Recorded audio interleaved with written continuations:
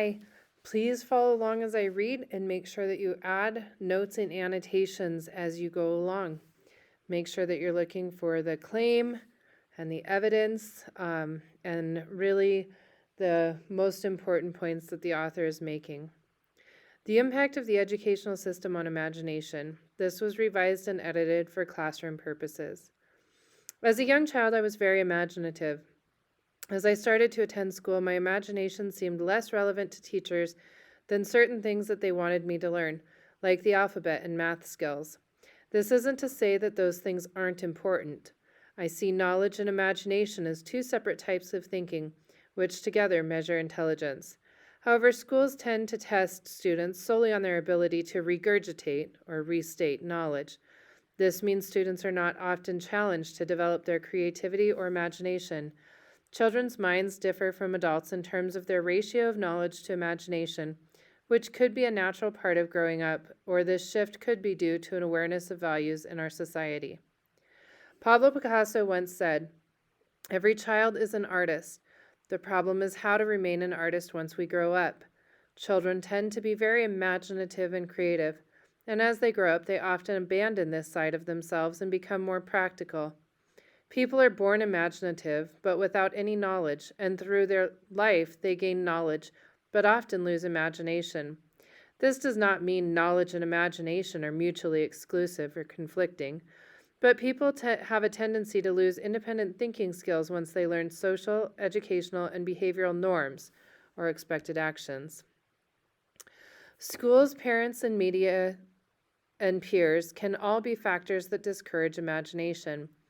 These groups teach kids about norms, expected ways of behaving, thinking, and using language, and trying to fit in harms the ability to come up with independent ideas.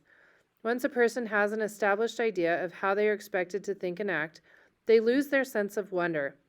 All of these groups have the potential to encourage creativity, but instead, many teachers, parents, friends, and media executives create an anti-individualist atmosphere.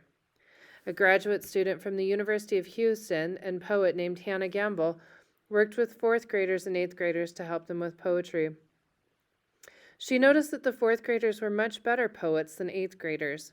These fourth grade poetries sound like real poetry because they show imagination.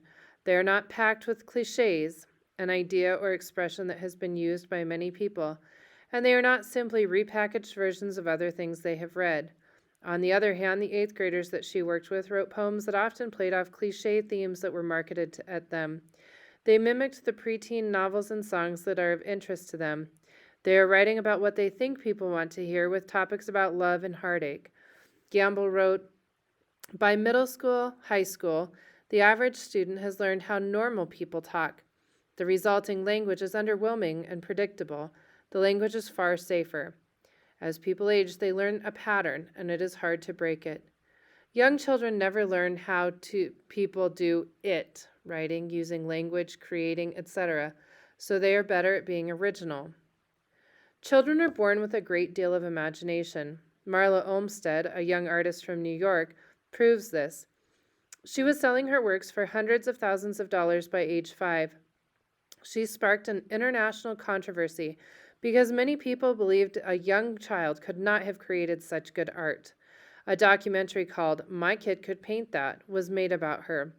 Her works were abstract paintings which were quite reminiscent of Jackson Pollock's infamous art. Marla Olmsted shows a level of imagination that many believed to be impossible at her young age. However, it may just be that the creativity of young children is largely ignored and assumed to be accidental. It takes a certain amount of knowledge to be imaginative, and it takes a certain amount of imagination to be knowledgeable. Without imagination, we would be computers. Computers store information, but have none of their own individual ability to think or create an original thought. Without knowledge, there would be nothing to apply creativity to.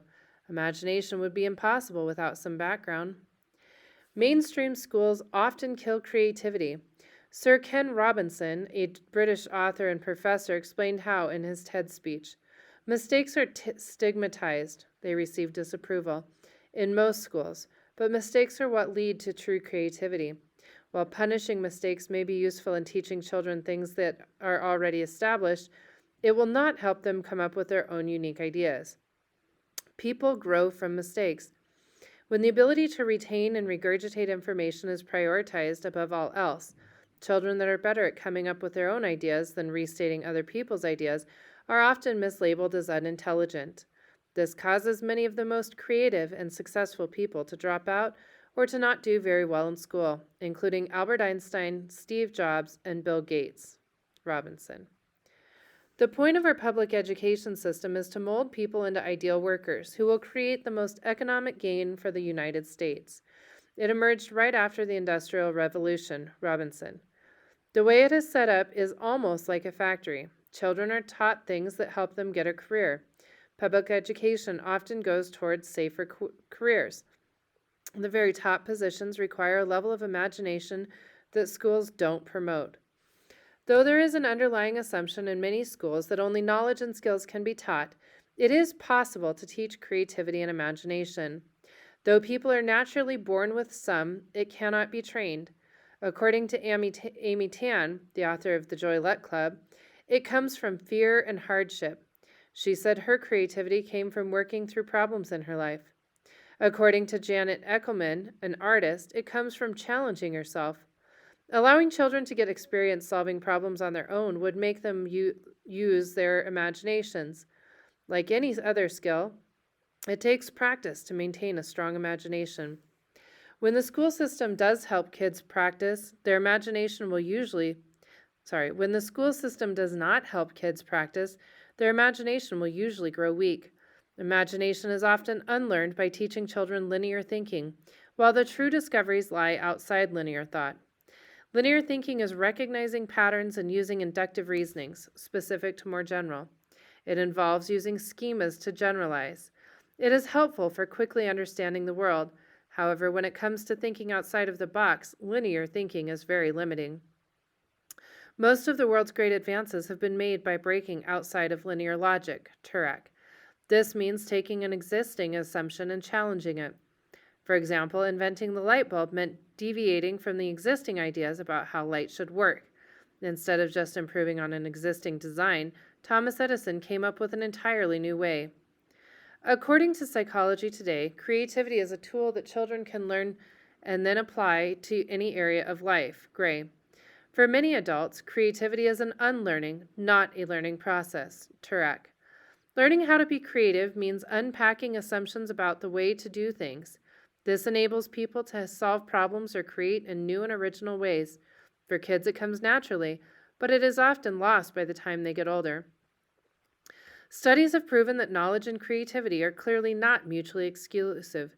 Some of the most successful people were both incredibly knowledgeable and creative.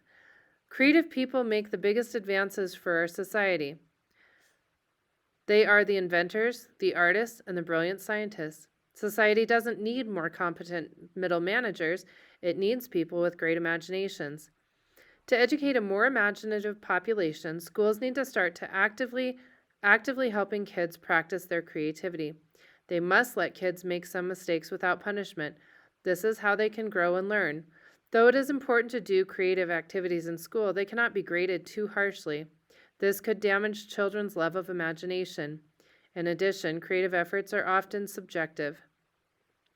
Letting children play is important in developing their imagination. Most children will naturally play pretend. They often develop quite elaborate worlds on their own. They draw and build. Many children play with Legos or some other kind of building block.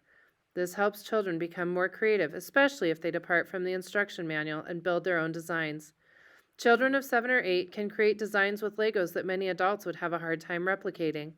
Lego designs could certainly be very useful in teaching children to be architects, but also just in building their problem-solving skills. With these adjustments, schools could better educate children to not only be knowledgeable, but also imaginative.